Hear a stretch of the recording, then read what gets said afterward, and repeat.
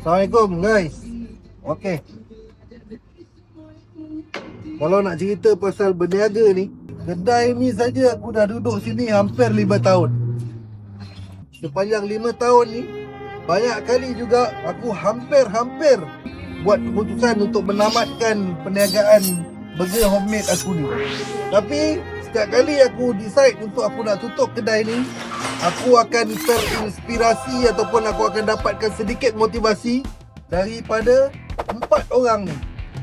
4 orang ni dia adalah peniaga F&B juga dan dia dikira besar lah. Tapi aku tak pandang perniagaan dia yang besar, aku pandang jiwa dia yang besar.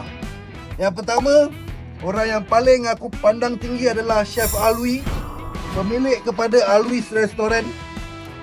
Yang kedua adalah Chef Amirul, pemilik kepada Dubai Restaurant dan juga pemilik kepada Deep and Fry. Yang ketiga ialah Boss Burger Solo. Dan yang keempat adalah tak lain tak bukan orang yang sama dengan aku, peminat Arsenal, Fat Ash, ataupun nama kedai dia The Fat Burger Penang.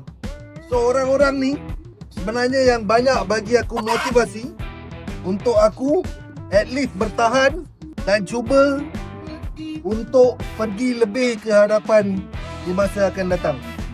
So kepada 4 nama yang aku sebut tadi, daripada lubuk hati yang paling dalam, walaupun kau tak kenal aku, Chef Alwi, walaupun tuan tak kenal saya, dan yang lain-lain, saya ucapkan terima kasih kerana dah banyak bagi saya motivasi lah tanpa tuan sedar.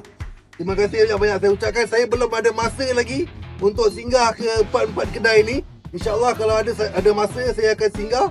Dan korang 4 orang yang saya sebut tadi, kalau ada singgah ke Melaka, saya jemput datang kedai saya di Chompin, Chompin. Lapau, Chop le! Chompin.